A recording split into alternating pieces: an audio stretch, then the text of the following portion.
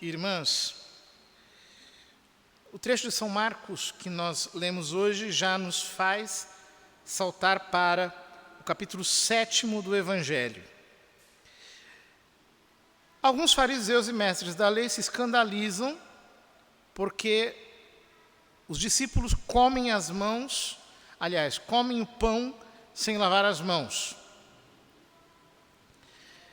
São Marcos, como escreve para pagãos, explica que os judeus eram muito cuidadosos com a higiene de copos, jarras, vasilhas, em tomar banho. Havia toda uma prescrição religiosa que dizia respeito à higiene, pois no Antigo Testamento Deus quis que o seu povo fosse distinto das nações pagãs, das nações selvagens, e até nesses detalhes manifestasse a sua elevação, o seu esplendor, a sua glória. Contudo, este preceito do Velho Testamento, que dizia que era preciso ter higiene, não apenas para guardar a saúde, mas também para cultivar uma certa urbanidade nos costumes, aos poucos foi degenerando numa série de prescrições rituais que se tornaram insuportáveis. O número de vezes que se deveria lavar a mão, se deveria lavar até o cotovelo, como se deveria proceder, ter um banho de tal tipo, ter algo do outro tipo, enfim. Aquilo se transformou num conjunto de regras socialmente insuportáveis. Não era exatamente o que a lei de Deus havia ordenado. Então Jesus responde aos fariseus: de nada adianta o culto que me prestam, pois as doutrinas que ensinam são preceitos humanos. Vós abandonais o mandamento de Deus para seguir a tradição dos homens. Ora, se Jesus estivesse falando com os fariseus de hoje em dia, ele diria o seguinte: vós abandonais o mandamento de Deus para seguir as ideologias dos homens. Porque é assim que procedem os fariseus de hoje em dia. Trocaram a lei de Deus por outra lei, que é a lei do politicamente correto, que é a lei do mundo, que é a lei que vigora nessa sociedade pervertida. Eles chamam de respeito, de tolerância, de aceitação, algo que é abominável, segundo as palavras da Sagrada Escritura. E Jesus lhes diz: vós sabeis muito bem como anular o mandamento de Deus, a fim de guardar as vossas tradições, ele diria hoje. Vós sabeis muito bem como anular o mandamento de Deus, a fim de guardar as vossas ideologias. Então, criam interpretações do mandamento de Deus, interpretações da Sagrada Escritura, que vão anulando aquilo que Deus nos ensina pela sua palavra, para fazer passar como aceitável todo tipo de conduta que não é aprovada pelo crivo da revelação. Ora, nós lemos na primeira leitura o relato da criação. A segunda parte começa com a criação dos animais, depois dos animais selvagens, dos répteis, e por fim, façamos o homem à nossa imagem e segundo a nossa semelhança.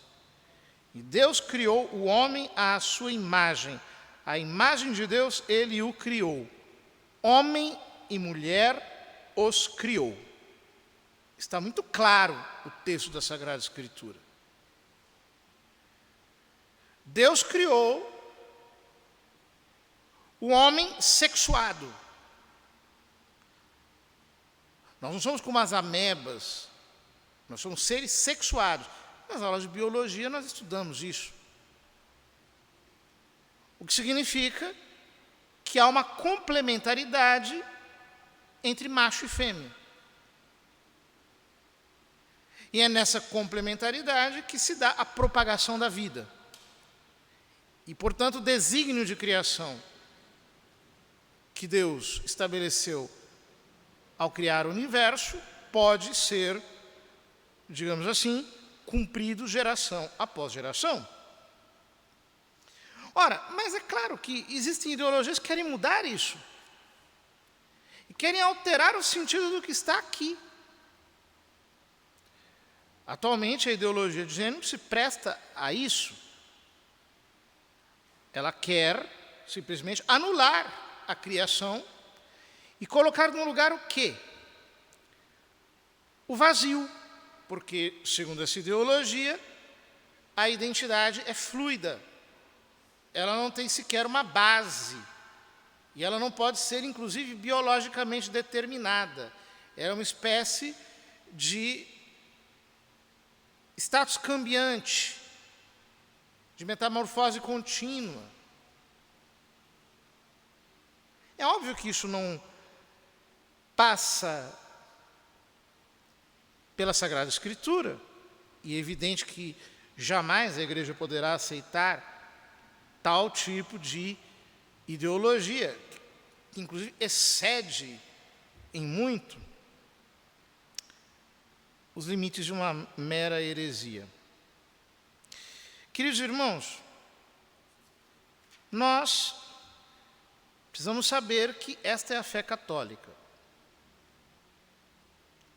porque está escorada na realidade tal como foi criada por Deus, e nós precisamos permanecer firmes nela, como de fato a igreja permanecerá sempre, nunca, sem alterar jamais.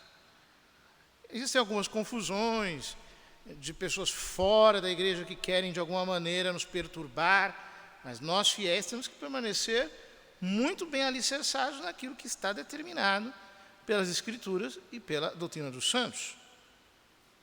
Mesmo que nós tenhamos que sofrer por isso. Hoje nós celebramos o martírio de Santa Apolônia. Foi capturada durante a perseguição na Alexandria e a torturaram terrivelmente para que ela negasse a fé. Chegaram a tirar os dentes dela um por um com pedras. E depois de fazerem isso e dela ficar com a boca toda chagada, foram quebrando os ossos do rosto dela para que ela negasse a fé. Ela não negou. Então, depois que eles já tinham batido nela por completo e queriam obrigá-la a sacrificar para os ídolos, ela mesma, para escapar daquela situação, se atirou numa fogueira. Ela disse: eu prefiro morrer do que apostatar. E quando ela se jogou na fogueira, ela ficou dentro do fogo, o fogo não tocou nela, não a queimou. Muitos se converteram nesse momento. Depois, então, aqueles homens ímpios deceparam-lhe a cabeça para vingarem a fidelidade que ela teve a Deus Nosso Senhor. Por isso, ela é considerada a padroeira dos dentistas, por causa do martírio terrível que ela sofreu em se lhe retirando os dentes. Queridos irmãos, temos que permanecer firmes na fé, sem nos abalar nenhum segundo, nenhum instante, firmes, firmes. Sabendo que, às vezes, existem situações um pouco mais agitadas, o clima fica um pouco sombrio, mas depois tudo fica claro e aos poucos nós começamos a entender aonde está efetivamente o porto seguro e, de certo, a nossa Santa Igreja jamais vai permitir que tais absurdos sejam propalados assim de maneira indiscriminada.